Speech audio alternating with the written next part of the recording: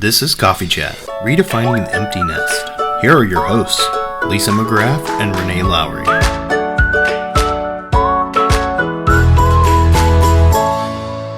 Hello and welcome to Coffee Chat, Redefining the Empty Nest. I'm Renee Lowry and this is... Hi, I'm Lisa McGrath. And we are talking about Grandparents' Day today. September is Grandparents' Day month. So in honor of that, we want to celebrate our grandparents who are also empty nesters. Empty nesters can range, a big range of people, from just getting your children off to college, maybe your first children off to college, to all the way to people with adult children and grandchildren, or even great-grandchildren. So we have a wide range of audience here, and a lot of them might have grandchildren. So we want to honor you today, and we want to celebrate you. While I was trying to figure out a topic for today's question and answers, I was Googling what questions to ask your grandparents, because I myself am not one. I have grandparents, but not one myself yet. Thank goodness, let's just say. Mine are too young. But I had a ton of questions, and they're great questions to ask your grandparents. What was your best holiday memory? What was life like when you were little? And I was like, wow, these are great questions. And it is important for us to pass that information on to younger generations and younger generations. And so often you think our grandparents, great grandparents are kind of neglected in opportunities to talk about these things and share them with the younger generations. Because let's be honest, life is happening for these younger generations too, right? And they have sometimes better things to do than the things they should do, Yeah. which is talk to their grandparents. Life is fast for these young ones. Yes, it does. But Lisa, this all made me think this is exactly what your legacy project is that you help people with. What can you share with us about that? Because this is right, that's the same thing. Yeah.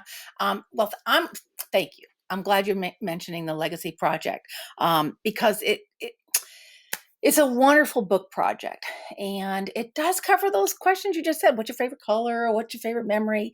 And I'm a grandma, and unfortunately, my parents are gone now. So the great grandparents are gone. I just said I'm a grandma, but truth be told, I'm also a great grandma. So I know that some of the traditions that I started with my boys, I hope that they continue and carry on with their children. And some they are, some they're not. They've created some of their own traditions, but it's nice to know and have it written down in a place. And the legacy book project, and I think, Renee, you already know this, but I'm just going to say it again, especially for any new listeners. Because of COVID, I had a friend, and I went to write happy birthday on her Facebook page, and she was turning 35. And when I got there's the same picture I had commented, oh, what a cute baby. She had a 3-year-old daughter, and that was on her husband's shoulders. And instead it said R.I.P. Liz. And I took what's going on? This is around Valentine's Day. And I looked closer, and I knew she had COVID, and I knew she was recovering from COVID, but she had something, it affected her heart in such a way that she died. And in that post, her husband wrote, our 3-year-old daughter won't know her mom. Please, if you knew her, if you have stories, if you have pictures, please send them to me. And he gave his address. He said, because I want her to know her mom. And I've known several people that have been sick with COVID, that have passed away from COVID, but this one hit me hard. And it's still right there. However, because of that message, I started the book project. legacy book project. And I did it for Mother's Day. I started, and I just wanted to do for 6 people to help them out, thinking that was my give back to Liz, because that's not really all, what I do. I have publishing and editing and all this other stuff over here, but I wanted just to offer it. And I thought 6, I went with a half a dozen, 6 people. And then I did it again for Father's Day. And then it's become so popular that it's now a thing I offer. And it's a family legacy book project. I work with, and I was going to say grandparents, but not all of them are grandparents. Some are not. But they want to capture their history of their family. They want to share the favorite recipes. They want to share, and this is a big one, medical advice or the medical history of the family. Things that I hadn't originally thought about when I was doing this project. But guess what? These are really essential things. And so, and you want to pass them down. And one thing I've learned, especially after my own medical emergency I had, this is a gift. Life is a gift. And so we want to share it. And the most important thing is the relationship we have with others. And as a relationship coach, you know that. And so for some of us, though, we need to be reminded that building and establishing relationships has got to be key to who we are. And so you're right. So yeah, grandparent. So that is something I do. It is called the Book Legacy, a Family Legacy Project, and there's information on my website and stuff. But we talk about those favorite memories, and your grandparents are still alive, right? Yes, they are. So do you have a favorite memory of them? Because I know they have favorite memories of you, but do you have a favorite memory of them? I have several. Picking one might be challenging. My one grandmother is my favorite person in the whole world. Even my husband loves her to death. But oh, I don't know if I could pick one. I think it's just an overall encompassing. They've just always been there for me. Mhm. They've always been the encouraging rock in my life. Probably when I was younger, during the summers, we would go stay with my grandparents, and we would play games until like all night long. Sometimes until 4 in the morning. I had my grandparents, and being my age now, I'm like, how on earth did my grandmother do that? She was probably in her 50s, and she was keeping up with these kids until 4 in the morning. Oh my goodness, new respect for her. But we played games every night sometimes, until all hours of the night, and we'd make milkshakes and play games. So Monopoly was huge, and Skip-Bo, and I Doubt It, and cards, and all kinds of fun things. But that would probably be my funnest memory of my grandparents. So here's my suggestion that I share with clients all the time. So you should write the Grandparents' Day. And I know that some people say, "Oh, it's a Hallmark type of holiday to sell more cards." Well, no matter what you feel about that, it's always great to write a letter. And when I say write a letter, get out the old-fashioned pen and pencil. Don't type it. Don't send an email. You don't even have to send a card, but write them a note that tells them how grateful you are, and share that memory. Say, and so for what you just shared, you would share that with those milkshakes. And I remember we played all of these games, but if you can think of a specific time, whether it's when you were young and you won, or maybe grandma won. And so you share that memory. And that's what sharing a legacy is about, is not only passing down the events, the family history, but also sharing those major moments. And that is a major moment, because look at you, you're an adult with children of your own, and you're still remembering that moment. And so that to me is really special. As a grandma, I remember, well, as a mom, I remember playing all night long with my kids. As a grandma, because some of my grandchildren don't live close to me, it made it even more difficult. So thankfully, I'm really glad nowadays for the internet and all of this technology. But something that is a fond memory for me, is I got some of the crayons that you face painting things, and a book on all these different patterns, and I drew face paintings on them. I got my scarf on today that is like a tigery print, and I can remember doing tigers on their faces. And then when it came time for them, they're like, they call me Meme. And they're like, Meme, can I paint your face? And I'm thinking, no, but I didn't. I said, sure. And I got my hair out of the way, and I thought it's just going to be a mess. But you know what, Renee, when they were done, I was a butterfly. And isn't that what a grandparent does, is they transform into different things? It was just the cutest thing. And sometimes on our Facebook page, because we also have a Facebook page for Coffee Chat, we share a picture, a memory. If I find that picture, it's, at first I thought it was embarrassing, but now that I'm talking about it, it's one of my cherished moments of my spending time with my grandchildren. And now that they're grown themselves, they're having babies. So I have a great grandson, and my granddaughter is she has a daughter, so I'm a great grandma to a great grandson and a great granddaughter. So those life moments are going to continue, and there's, especially when we don't live in the same place, it's easier sometimes to send those kind of things. And I know that there are different programs now with computers, and I forget, Snapfish. I can't remember the program I use when my kids. Yeah, can send them pictures and write and make a book, and that's great too.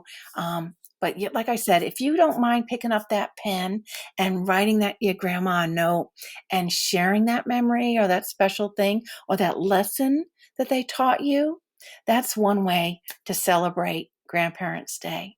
I know that I'm a sucker for that kind of thing, and I would just love it if my kids, went out to the mailbox, and rather than finding a bill, that I actually found a thoughtful letter. Not that I don't like the Facebook mentions and the messages and stuff.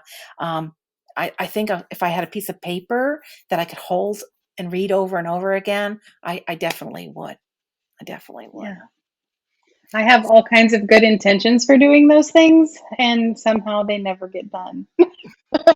Life But yes, in the it's a matter of way. prioritizing it. Yeah. Life But can it's get good in the way. advice. Yeah. And Yeah. so some of the people I'm working with, they're older and technology's not their norm. So I have a client, and I worked with him via email. So he sends me, back and forth, and he does these emails, and he's sharing stories. And every now and again, because I offer prompts for those people that get stuck and have writer's block, and then they just simply start writing and telling me the stories. I've done some meetings on Zoom, and the old fashioned way on my phone, and we talk, and I record them, and then I can help them. So I'm not writing their pieces. I'm editing and making them so that they're fluid and cohesive. And this way, no one has to worry about grammar and, punctuation and all of that, the style issues. We can actually get down to the content, to those stories. And so I'm learning as much as I'm hoping, as much as I'm giving out. But every time I do one of these projects, it reminds me of Liz. And so it's a way to, a long time ago, I don't even know where I heard this. Maybe you know. Um, Someone is always there as long as they're alive in your memory and heart after they've passed away. I don't I remember don't who remember either, but I'm familiar is. with it as well. Yeah. Yeah. And so it's almost like one of my mementos I have at the house. If I see something, it reminds me of my dad who's gone. But now I have this legacy book project that I'm offering my services to others so that they can get these books, and they're able to give them, because of Amazon. It's great. They can get as many copies as they want. So all the grandchildren have a copy of the book. So it's great. And like I said, we have some they're not even grandparents, but they're writing it now in as a gift for their own children, and to keep that legacy going and that family name going. So it's been great fun That's amazing. to work with people. Yeah, and life is kind of serendipitous sometimes. Projects come our way. Um, what do they say when the student is ready, the teacher will come? And I'm finding people are attracted, and I'm getting these messages, and people overseas, people in the military, saying, I want to write this book, I want to do this, but I'm over here. Is there a way for you to help me? And of course, there's a way. Technology is a wonderful thing when it works, and so it's great. So when we talk about grandparents, I love that you mentioned about the legacy project. And then I also want to say that for myself, I think back to those traditions, the things that, um, and I don't have a lot that I brought with me from my own family because of my upbringing. So there were special things that I created in my children's lives that I had hoped were fun and that they would want to continue on with. Um, for instance, Christmas holidays, I would always sewed, and so I would sew them a brand new pair of pajamas, and for my two boys, they were matching. I wanted to take nice pictures in the morning with the camera, when they found out what Santa had brought, and capture those moments. And then, but I had a couple of, my older boy, quite frankly, was a snooper. And so even though I was making things and buying Christmas presents all year long, he knew that I did that, and he would knew, quite frankly, all my hiding places. And so that ruined the morning for me when he would take the box and he knew what it was going to be. And I thought, I need to figure out a way to change this up.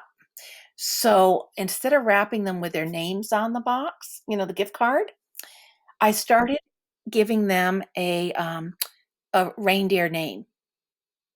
And so I would write the little card was to a certain reindeer. And so now they didn't know whose box was meant for whom. And till Christmas morning, there would be a letter on the Christmas tree or in their stocking that would talk about the year that they've had, and then introduce them to their reindeer name. And that's when they would actually learn and be able to find the presents. And I thought that That's was awesome. awesome. Yeah, I thought that was awesome. And it was so fun. And I remember them giggling, boys giggling and just being so happy that I thought that's going to be something they're going to carry on. Neither one did. Um, neither one did. Yeah. I had hoped I was building a tradition. Well, sorry to interject here. You were talking about, at one point you were saying, you had been embarrassed and yet it was a great memory of yours, right? I find, especially doing what I do with relationship building, I find that very often, in fact, I'm going to say most often, those memories that really are meaningful to us and have the biggest impact on the trajectory of our lives happen when there's embarrassment, when there's pain and difficulty and hurt feelings. That those can turn into our most cherished memories, our most cherished lessons we learned, our most cherished outcomes. Like you were talking about the dad who, Liz's husband, who was gathering information to give to his daughter.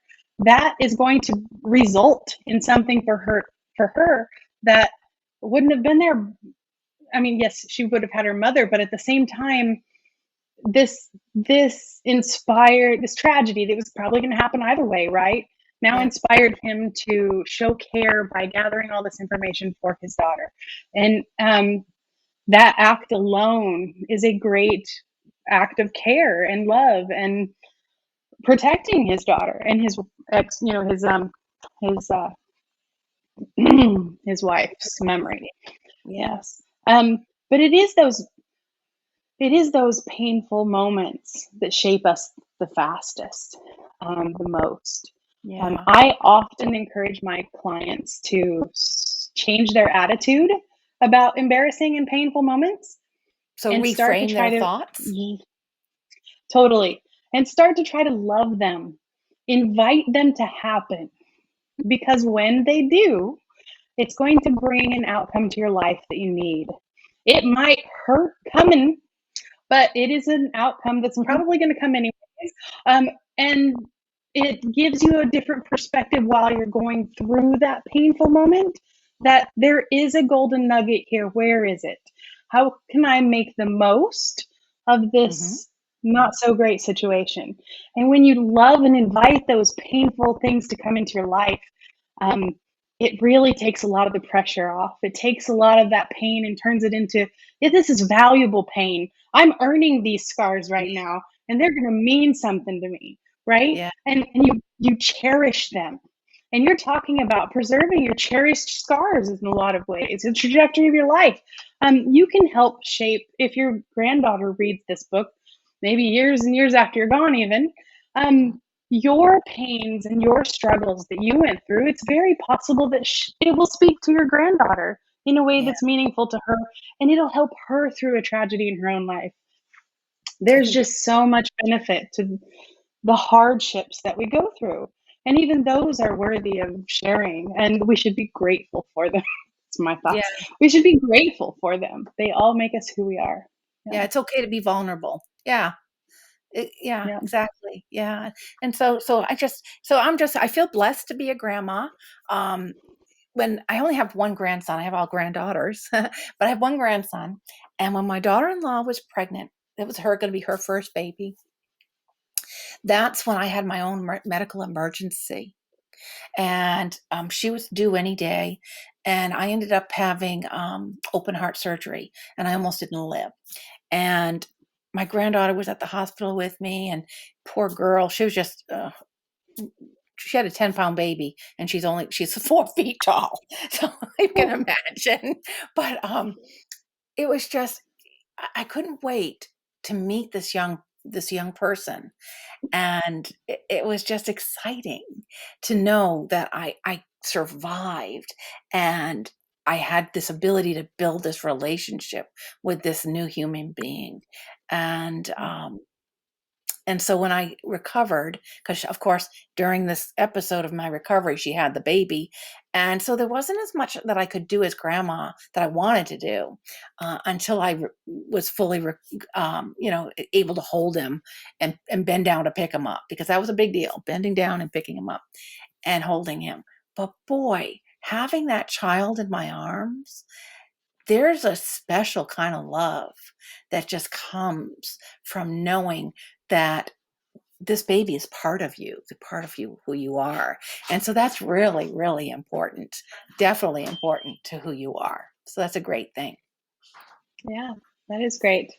I love this project that you're doing with the Legacy Project. It's a wonderful asset to our society that's just go, go, go, go, go. And you're right, there are a lot of digital platforms. Um, but what you're offering is so much more personal, a book. Yeah.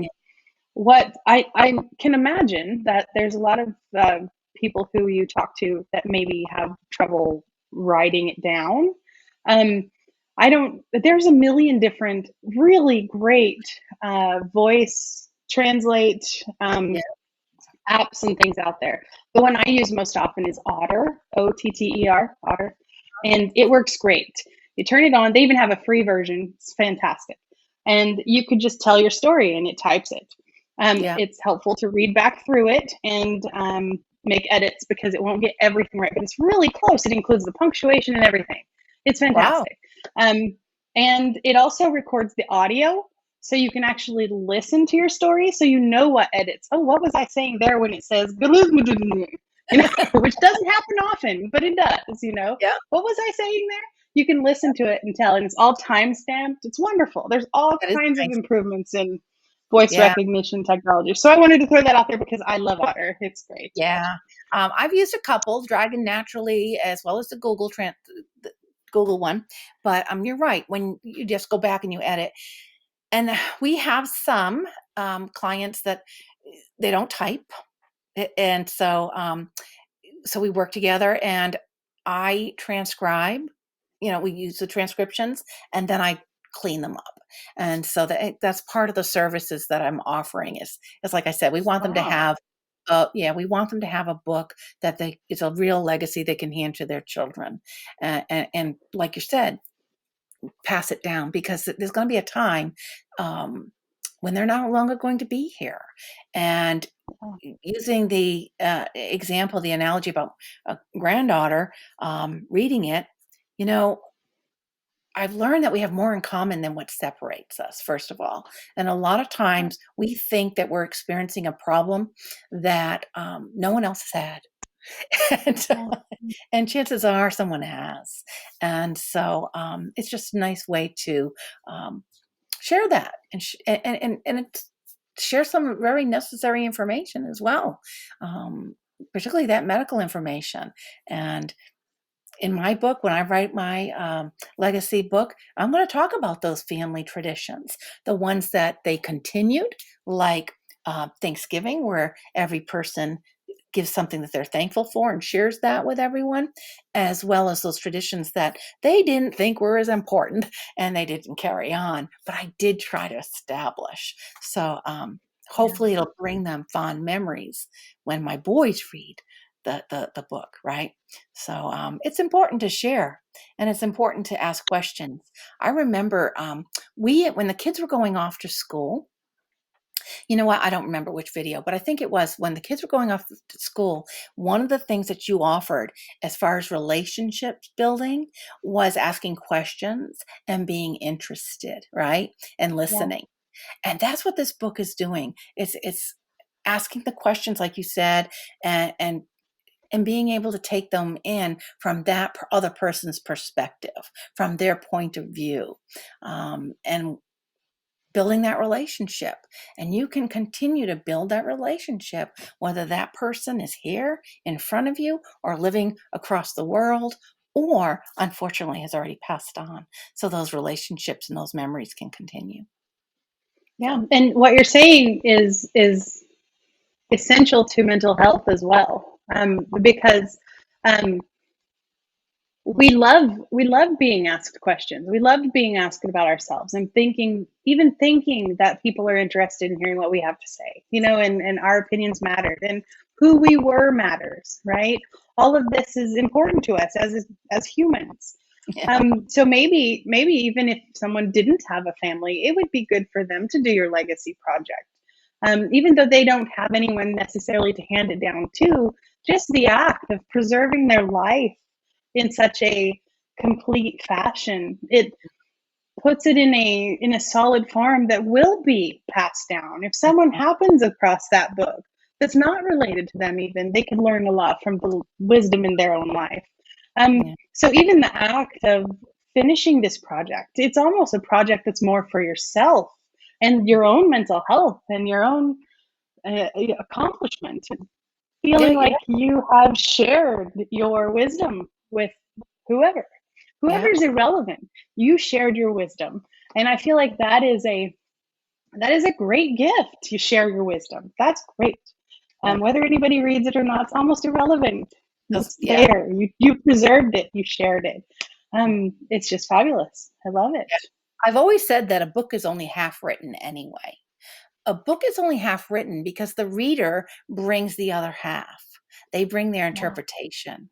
And oftentimes, we could read the same book and get some totally different things out of it. So that, again, we have that dialogue with the author. And when you think of all the people that follow the genealogy and the family tree, when you capture some of those things and you're putting it down, it helps those later on that are going back and looking, and it gives them something to find as well. So it's a great thing. And people first. We want to talk about people and relationships, and grandparents are a great place to celebrate and to relish. And so I know that I just feel excited to be a grandma and have my I was going to say little people, but they're getting older, as we all are. But to be able to carry on like that, and to know that that there's a part of me that will continue, that your fingerprint, goes further than you ever know. In all of the lives that you've touched and the people that you've met, whether they've been your blood relatives or not, you've had that opportunity to share a piece of yourself. I bet it feels more like that even when you're a grandparent. Because yes, you share a piece of yourself as a parent, but there's also a lot of work going on. So you miss a lot of what that really means. You know what I Yeah. mean? But if your kids have kids, and I don't know because I'm not there yet and No. don't want to be soon, hopefully. But but but when that happens, you have such a different perspective on it, and you're not doing all the work. It's got to be more like, wow, I made all of this. Yeah. Like this came from me, even though this didn't come from me. It came from Yeah. me. Like it's a Bigger. different. Yeah. It's another tier, right? And I Yeah. bet that makes a much bigger impact on your ability to kind of see that. That's awesome. Yeah, and it's true. It's really great when you can play with them and do things like my boys have said, "Well, you didn't. I don't remember you doing that with me."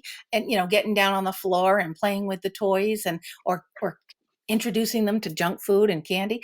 And it's like you didn't do that with me. And it's like, you know what? You're taking them home. They're not staying here. So That's um, right. it's just it's a whole different experience. And so yes, I just think it's a blessing. And I also believe that you do not have to um, be a blood relative of someone to act like a grandparent or to think of someone as your grandparent.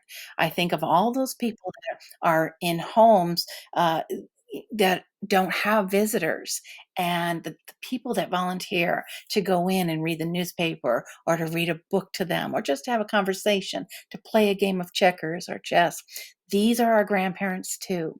We need to make sure that we build those relationships from one person to another because again, we have more in common than what separates us. And so we need to celebrate people. And so if right now I'm going to put you on the spot, Renee, will you pick up a pen and write your grandmother a letter? And will you tell her about playing Monopoly and playing those games and the milkshakes and how much you learned from her and cherish those memories and how they make you smile? And then I'm going to ask our viewers, go ahead and contact your grandparent or your parent and tell them how you feel. Share a memory, share a lesson. And if you don't have a grandparent to share with, go to one of these places where you can go in and visit and volunteer and be a connection to some of those other people that maybe they don't have anyone in their lives either. So it's something for us to kind of keep in mind. Yeah, and remember that's a two-way street also. While you're doing it, you can send a letter to your children as well and to your grandchildren and do similar things because it's that showing interest in another person's life that makes them feel valuable and cared for and loved. And you can't go wrong. So do that on the scale up with other grandparents and your grandparents, but also you can, show some of that love in the opposite direction from the grandparents also, right? So Yeah, from the parents.